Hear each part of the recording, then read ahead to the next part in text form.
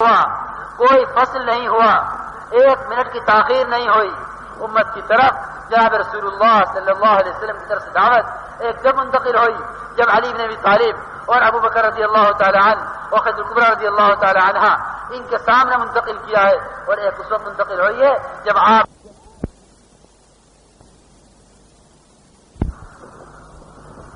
پھر اس کو کیسا نبھایا؟ یہ نہیں کہ یہ تصویر لے کے بیٹھ جاتے کہ کلمہ مجھے دیا گیا ہے ورد کرنے کے لیے، میں بیٹھ کر ورد کروں گا، شام کو کہہ دوں گا میں نے کلمہ پڑھ لیا۔ یہ خدیجہ کبریٰ رضی اللہ تعالی عنہ یہ بیٹھ جائیں گے لے کر، لوگ کہہ دیں گے میں نے ورد کر لیا۔ نہیں، یہ کلمہ خدا کی قسم کسی امتی کو اس کی ذات کے لیے نہیں دیا گیا ہے صرف، بلکہ امت کی یہ کلمہ ایک ایک امتی کو امت کی ذمہ داری پر اٹھانے کے لیے۔ اسی لیے جو پہلے دن کی کمائی حضرت ابوبکر صدیق رضی اللہ تعالیٰ عنہ کی کتنے آدمیوں کی ہے؟ کیوں بھائی؟ 6 آدمیوں کی کمائی ہے پہلے دن کی۔ اور کون سے 6 آدمی؟ ایسے ویسے 6 آدمی نہیں، 6 آدمی وہ ہیں جن میں کہ 5 وہ ہیں جن کو دنیا میں جنت کی بشارت ملی ہے، جن کو دنیا میں 5 وہ جن کو دنیا میں جنت کی بشارت ملی ہے، وہ ان 6 میں 5 وہ ہیں۔ پہلے دن لا کے پیش کر دیا۔ یہ کیسے 6 آدمی؟ اے اللہ کے رسول، یہ وہ 6 آدمی ہیں جن کو میں وہ پڑھا کر لے آیا ہوں جو آپ نے مجھے پڑھایا تھا۔ تو یہاں سے محنت منتقل ہوئی۔ اب جب یہاں سے محنت منتقل ہوئی تو کس طرح گئی امت میں؟ خدا کی قسم، جس طرح یہ 3 ذمہ دار تھے پہلے دن، جس طرح یہ 3 ذمہ دار بنے پہلے دن، ہر ایک صحابی پر پوری امت کی اسی طرح ذمہ داری تھی۔ جتنی ذمہ داری ابو بکر و عمر پر، اتنی ذمہ داری ابو ہریرہ پر، اتنی ہی ذمہ داری معاذ بن جبل پر، اتنی ہی ذمہ داری عبد الرحمن بن عوف پر، اتنی ہی ذمہ داری بلال پر، اتنی ہی ذمہ داری عورتوں پر، اتنی ہی ذمہ داری مردوں پر۔ ہر ایک پر برابر کی ذمہ داری تھی، ہر ایک اپنے آپ کو لگا رہا تھا۔ یہ نہیں کہ تبلیغ والے کریں گے تبلیغ، میں تبلیغ والا ہوں یا نہیں؟ جو نبی کا امتی ہے خدا کی قسم وہ تبلیغ والا ہے، جو نبی کا امتی نہیں وہ مبلغ نہیں، ہو ہی نہیں سکتا۔ یہ بات ممکن ہی نہیں ہے۔ ہم اس تقسیم سے راضی نہیں ہیں۔ قسم کھا کے کہتا ہوں کہ امت کو تقسیم کرنے والوں نے امت پر سب سے بڑا ظلم کیا ہے۔ جو نبی کا امتی ہے مبلغ ہے، بلغوا عنی ولو بھی آیا۔ 5 صحابہ سے نہیں فرمایا، 10 سے نہیں فرمایا، 100 سے نہیں فرمایا، 1,00,000 سے نہیں فرمایا۔ ایک صحابی بھی ایسا نہیں ہے جس کو آپ نے نظر انداز کر کے فرمایا ہو بلغوا عنی ولو بھی آیا، ایک بھی ایسا نہیں۔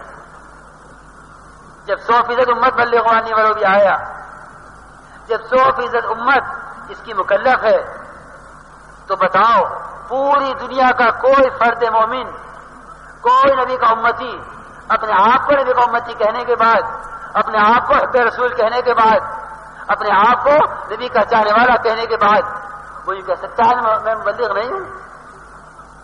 گنجائش ہے اس کی؟ وہ اس کی ذمہ داری اپنے سر پہ لیتا ہے؟ سوائے غلط کرنے کو کچھ نہیں ہے۔ 100% امت 100% امت کے لیے بنائی گئی تھی، کوئی تقسیم نہیں تھی، کوئی تقسیم نہیں تھی۔ حضرت ابراہیم علیہ السلام کی ملت قیامت تک کے لیے ہے، هو سماکم المسلمین،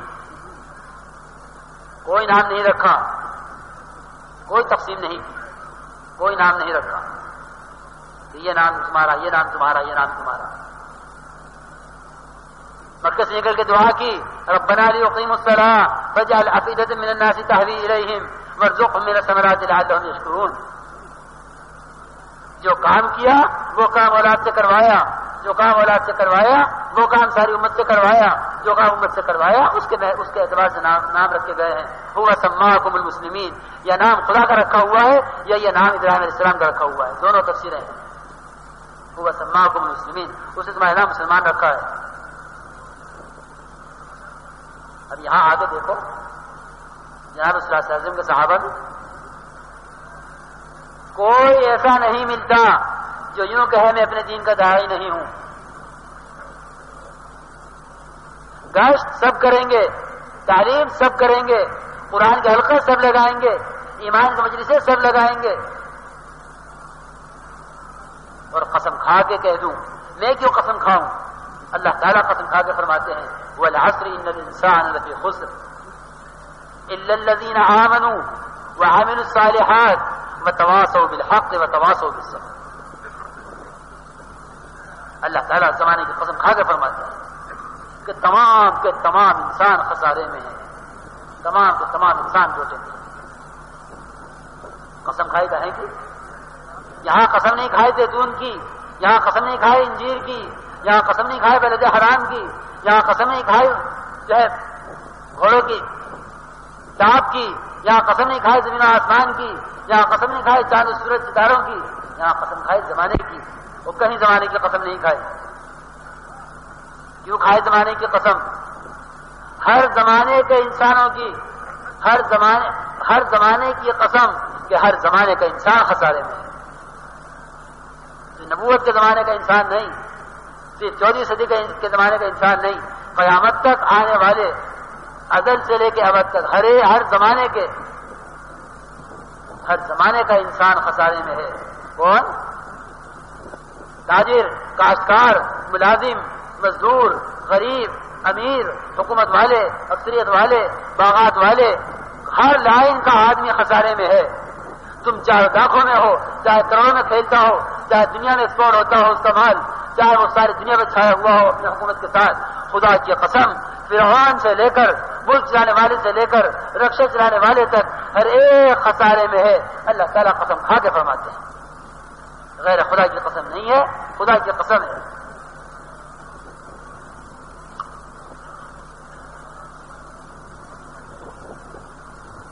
ہر زمانے کا انسان خسارے میں ہے، سوائے 4 کام کرنے والوں کے۔ ہم صرف 2 کام بولیں گے، ایمان کرو اعمال صالحہ کرو، ایمان بناؤ اعمال صالحہ بناؤ۔ سوائے ان کے خسارے سے وہ نکلیں گے، وہ تاجر، وہ کاشتکار، وہ ملازم، وہ حکومت والے، وہ 4 آدمی خسارے سے نکلیں گے، وہ آدمی خسارے سے نکلیں گے جو 4 کام کریں گے۔ الا الذین آمنوا، سب سے پہلی شرط، وعملوا الصالحات وتواصوا بالحق وتواصوا بالصبر۔ یہ 4 کام کرنے والے خسارے سے نکلیں گے۔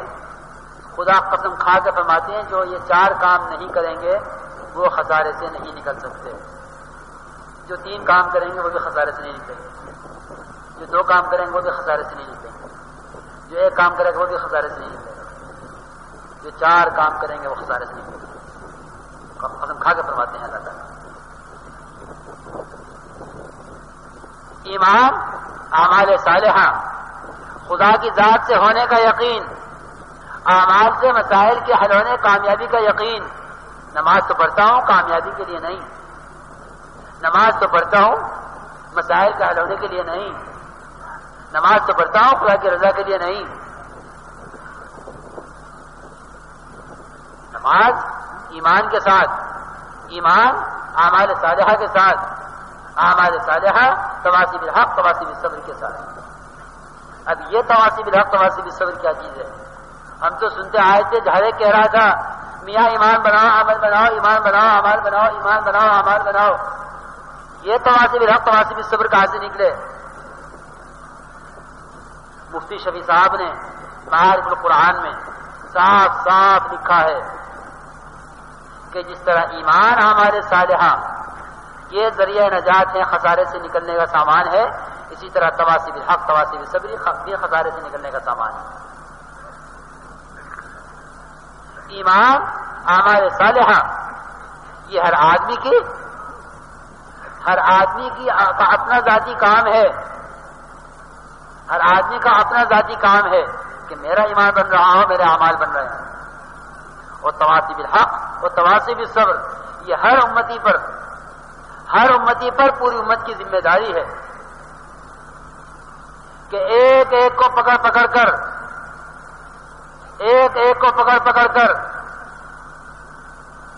اس کو اعمال پر، اس کو حق پر، اس کو خدا کے احکامات پر لانے کی وصیت کی جا رہی ہو اور کوشش کی جا رہی ہو۔ تواصی بالحق، تواصی بالصبر، ایک ایک آدمی کا ہاتھ پکڑ پکڑ کر اس کو دعوت کے تقاضوں کے پورا کرنے کے لیے، اس کے اپنے تقاضوں کے قربان کرنے کے لیے ترغیب دی جا رہی ہو۔ یہ میں نہیں، مولانا افسر رحمۃ اللہ علیہ کا یہی ترجمہ ہے۔ مولانا افسر رحمۃ اللہ نے یہ ترجمہ کیا ہے صاحب کہ تواصی بالحق اور تواصی بالصبر دو کام ہر امتی کے اپنے ذمے ہیں۔ میرا ایمان بن رہا ہو، میرے اعمال صالحہ بن رہے ہوں، میری نماز، میرا حج و زکوٰۃ، میرا روزہ، میری تلاوت، میری تسبیح، میرا تعلق مع اللہ، میرے اخلاق، میرے معاملات، میرا معاشرہ، ہر ایک کا اپنا کام۔ یہ دو چیزیں ہر امتی کی اس کی اپنی ذاتی ہیں، اور دو کاموں کی ہر امتی پر ذمہ داری ہے۔ تواصی بالحق، تواصی بالصبر، ہر اس آدمی کا کام ہے جو اپنے آپ کو جناب رسول اللہ صلی اللہ علیہ وسلم کی امت سے سمجھتا ہے۔ کیوں؟ کیونکہ میاں سب کا یہی کام، ہم تو سنتے آ رہے تھے تبلیغی جماعت ہے، تبلیغی جماعت ہے کوئی، آج تو سن رہے ہیں کہ نہیں یہ تو سب کا کام ہے، جو نبی کا امتی ہو تبلیغ والا۔ ہم تو سن رہے تھے کہ تبلیغی کوئی جماعت کہلاتی ہے، کہ یہ تبلیغی جماعت کی اجتماع ہو رہا ہے، تبلیغی جماعت گزر رہی ہے، تبلیغی جماعت جا رہی ہے، یہ تبلیغی جماعت کا گشت ہو رہا ہے، تبلیغی جماعت کی تعلیم ہو رہی ہے۔ کیا 100% امت صحابہ تھے یا نہیں تھے؟ 100% امت صحابہ تھے یا نہیں تھے؟ کیونکہ 100% امت صحابہ تھے، 100% امت صحابہ تھے، 100% دعوت والے تھے۔ ہمارے آثار رحمۃ اللہ نے فرمایا ہے کہ جماعت کا لفظ ہمارے کام کے ساتھ نہیں ہے، جماعت خود تفریق کا لفظ ہے، یہ جماعت اجتماعیت کا لفظ نہیں، تفریق کا لفظ ہے، کوئی جماعت نہیں ہے۔ ہر امتی کا اپنا کام ہے۔ میں نبی کی چال چلوں، میں نبی کی چال چلوں، میں نبی والے معاشرے پر، میں نبی والے اخلاق پر، میں نبی والی محنت پر، ہر ایک کے چلنے کا راستہ ہے۔ تو یوں کہیں کہ سب کے سب اپنے اوپر ذمہ داری لیے ہوئے تھے، 100% پر ذمہ داری۔ کیسی ذمہ داری؟ کوئی کہیں رہتا ہو، خشکی میں ہو یا تری میں، ہماری مسجد جماعت کا ساتھی ہے، ہماری مسجد جماعت کا ساتھی ہے، چاہے کہیں ہو، وہ دکان پر ہو تو دکان پر ہمارا آدمی، وہ زمیندارے پر ہو تو ہمارا آدمی، وہ کشتی چلانے والا بادبان ہو تو ہمارا آدمی، کہیں ہو وہ۔ ایسا ممکن نہیں تھا میرے دوستو کہ کوئی آدمی اسلام کے دائرے سے، دعوت کے محنت کے دائرے سے نکل کے بھاگے اور اس کے لیے راستہ کھول دیا جائے۔ کیوں؟ اس لیے کہ ہر مسلمان جانتا ہے کہ یہ اسلام، یہ بنوے ہے، یہ آمدی اس میں رفت نہیں ہے۔ کیا ہے بھائی دھیان سے نہیں سن رہے، شاید تھک گئے بھائی، ہم تھک جائیں گے، تم بھی تھک جائیے، جس تک عرض کر رہے دھیان سے سنو، دھیان سے سنو۔ یہ آمد ہے، رفت نہیں ہے اس کے اندر، یہ گزرگاہ نہیں ہے، یہ کہ آؤ گزر جاؤ۔ یہ اسلام اپنی حقیقت کے ساتھ، وہ اسلامی جو ہم نے بنا رکھا ہے کہ جو چاہے کرتے رہو اسلام کے ساتھ، جس کی چاہو بڑائی بیان کرو ایمان کے ساتھ، وہ والا ایمان، وہ والا اسلام نہیں، صحابہ والا اسلام، صحابہ والا ایمان۔ ممکن نہیں تھا کہ کوئی اس دائرے سے باہر نکل جائے۔ اگر کوئی نکل گیا، حالات آ گئے کسی پر، تو سب کے سب فکر مند ہوتے تھے 100%۔ کیا ہوا؟ عیاش بن ابی ربیعہ رضی اللہ تعالیٰ عنہ یہ مدینہ منورہ سے ابو جہل کے پھسلانے میں آ کر بھاگے. ابو جہل اور اس کا بھائی آئے مدینہ منورہ میں، اور اس نے کہا عیاش بن ابی ربیعہ سے کہ بھائی تیری ماں کا بڑا برا حال ہے، اس نے قسم کھائی ہے جب تک اپنے بیٹے عیاش کو نہیں دیکھ لوں گی نہ سر میں تنگی کروں گی اور نہ سایہ حاصل کروں گی، دھوپ میں کھڑی رہوں گی جب تک عیاش کو نہیں دیکھ لوں گی. کے مال کا ایسا خوفناک منظر کھینچا ابو جہل نے کہ عیاش بن ابی ربیعہ کے پیر پھسل گئے اور قدم ڈگمگا گئے اور فتنے کے اندر مبتلا ہو گئے اور اسلام سے گر گئے.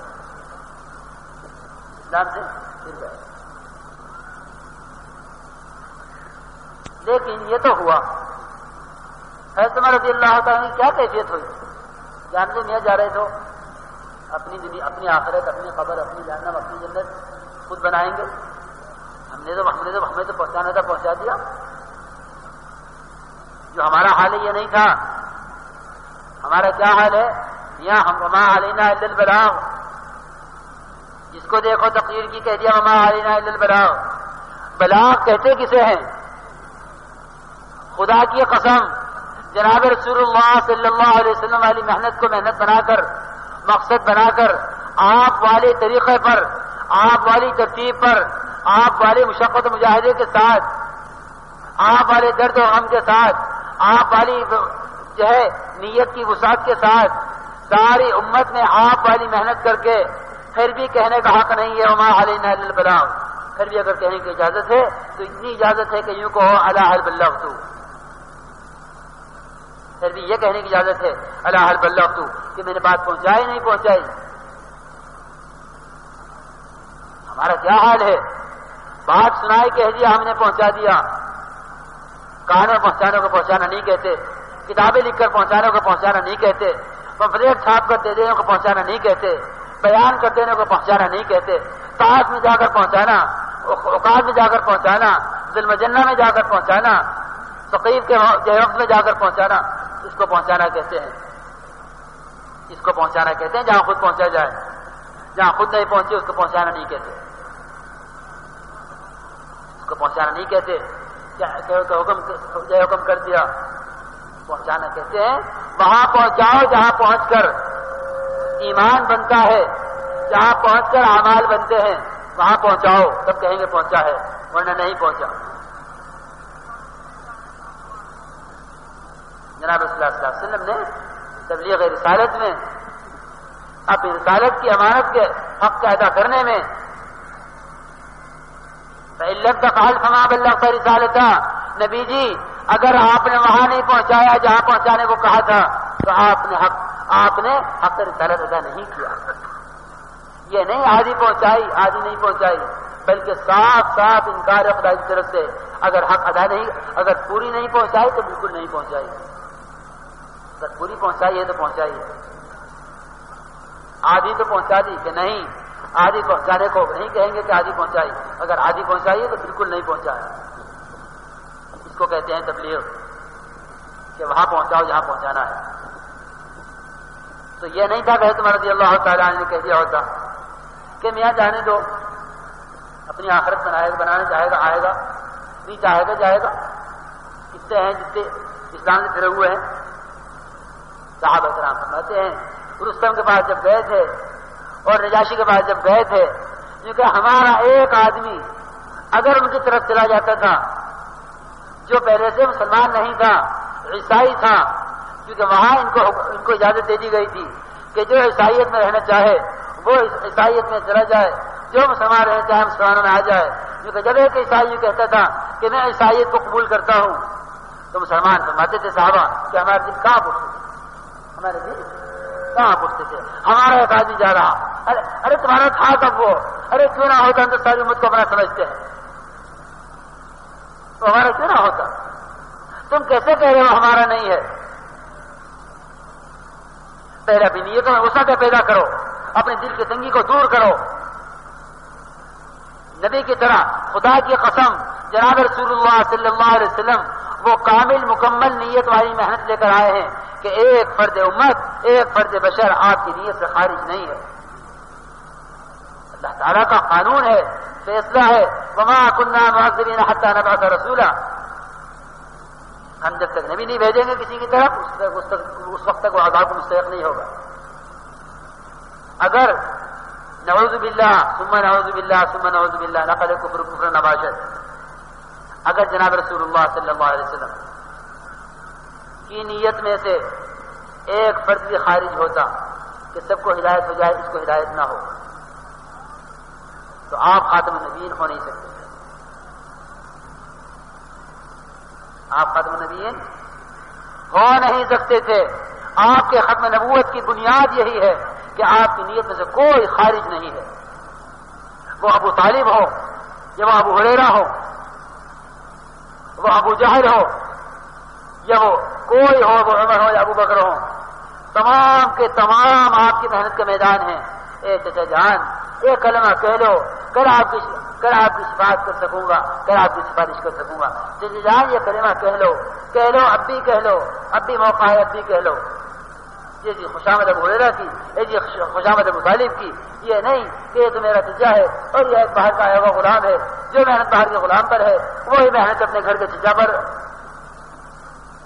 ہر ایک پر ایک ہی محنت ہے، ہر ایک میں ہماری محنت کا میدان ہے۔ یہ رائے ہے وسعت والی شفقت، یہ رائے ہے وسعت والی نیت، اس لیے نیتوں میں وسعت پیدا کرو تو پتہ چلے گا کہ ایک آدمی کے ہمارے حلقے سے نکل جانے پر کتنا بڑا نقصان ہوتا ہے۔ ایک مسئلہ جناز کے ٹوٹنے سے کیا ہوتا ہے، ایک آدمی کے چلے لگا کر بیٹھ جانے سے کیا ہوتا ہے۔ جو عیاش بن ربیعہ نے جب ماں کا یہ حال سنا تو ان کا دل نرما گیا، دل پسیج گیا،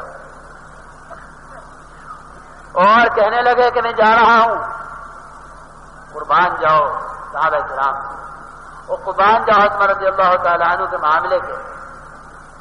اے عیاش خدا کے لیے مت جا، اے عیاش تیری ماں کو جو کاٹیں گی وہ کنگھی کرے گی، اے عیاش تیری ماں کو دھوپ لگے گی، وہ مکے کی سب گرمی اس کو جلائے گی، وہ سایہ حاصل کرے گی، تو ماں کے چکر میں مت آ، ماں ضرور سایہ حاصل کر لے گی، تو ماں کے طرف سے دل برا نہ کر، ماں ضرور کنگھی کرے گی، جب اس کے سر میں جو کاٹیں گی تو اس کے سر کی تکلیف سے پریشان نہ ہو۔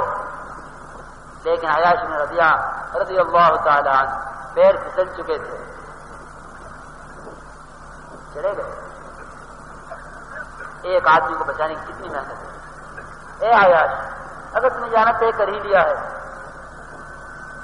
لو فعلتا ما فعلتا، اے عیاش اگر تجھے اپنی کرنی ہی ہے تو پھر اتنی بات مان لے۔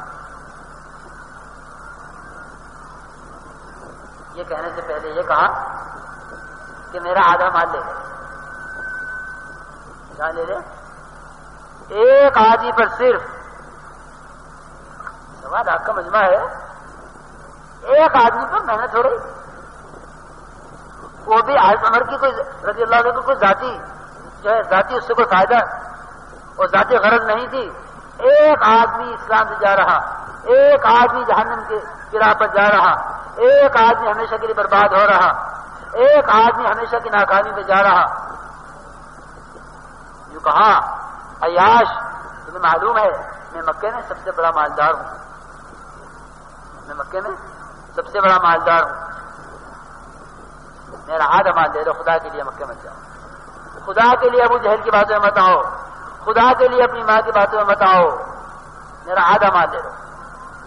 سب سے زیادہ مالدار پورے قریش میں حضرت عمر رضی اللہ تعالیٰ۔ لیکن یعنی مجھے تو جانا ہے۔ جب چلنے لگے تو کہا کہ اچھا یہ تمہارے دشمن ہیں جو تمہیں لے جا رہے ہیں، تمہیں چاہے دوست نظر آ رہے ہوں تمہیں فتنے مبتلا کریں گے، عیاش تم میری یہ سواری لے جاؤ، بڑی تیز سواری ہے، اگر تم یہ سواری اگر انہوں نے خود تمہارے ساتھ زیادتی کرنی چاہیے تو تم اس سواری میں بیٹھ کے دوڑ لینا، ان سے نجات پا لینا۔ اب میں تو یاد کرنا چاہتا تھا، بات لمبی ہو گئی، کہ ایک آدمی کو بچانے کے لیے کتنی محنت کہ وہ چاہے عمر رضی اللہ تعالیٰ عنہ ہو، چاہے وہ کشتی چلانے والا ایک بادبان ہو،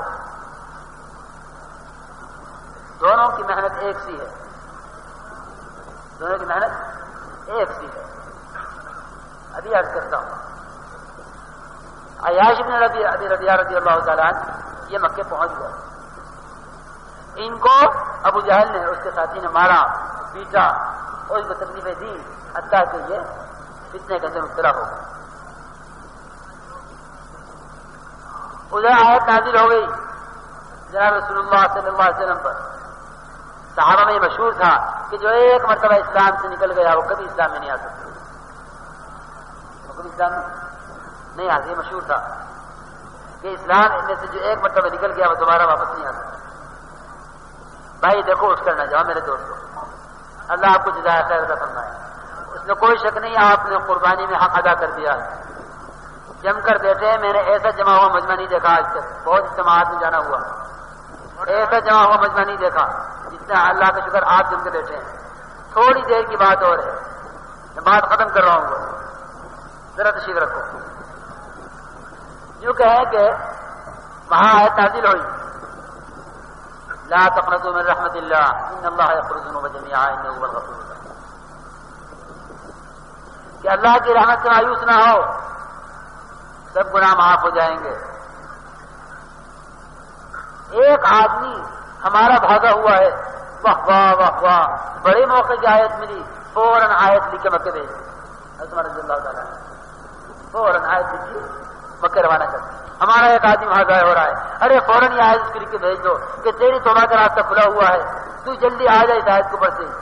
لیکن میں نے جو بات عرض کی تھی کہ اللہ کے راستے کی مشقت، اللہ کے راستے کا مجاہدہ، اللہ کے راستے کی بھوک اور پیاس، اللہ کے راستے کا خوف اور اللہ کے راستے کی بیماری، اس کے برداشت کرنے پر ہدایت ہوتی ہے.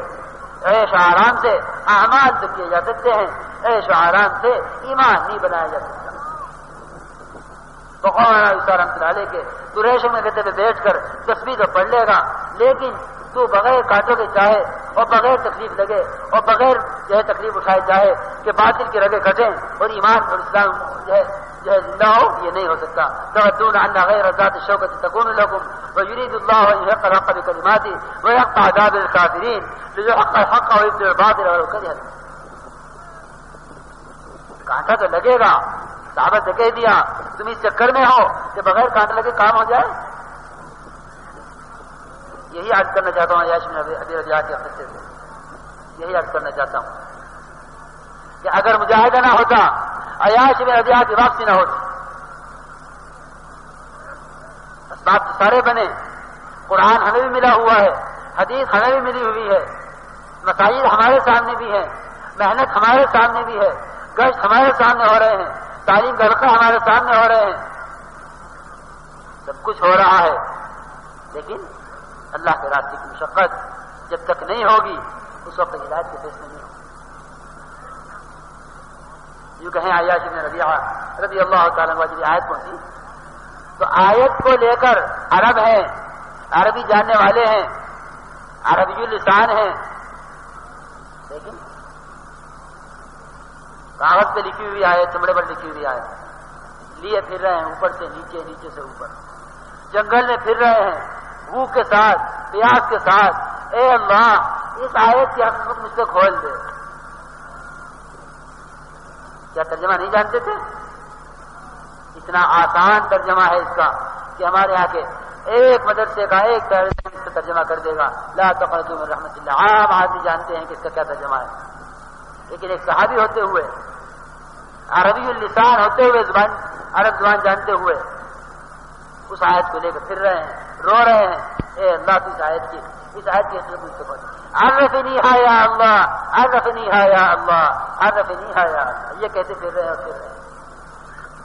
کبھی پہاڑ کے اوپر، کبھی پہاڑ کے نیچے، کبھی کسی وادی میں، کبھی کہیں دھوپ میں، کبھی پیاس میں، کبھی گرمی میں، کبھی سردی میں. اے اللہ میں کیا کروں، یہ آیت میرے پاس آئی کیوں، اس کا مطلب کیا ہے؟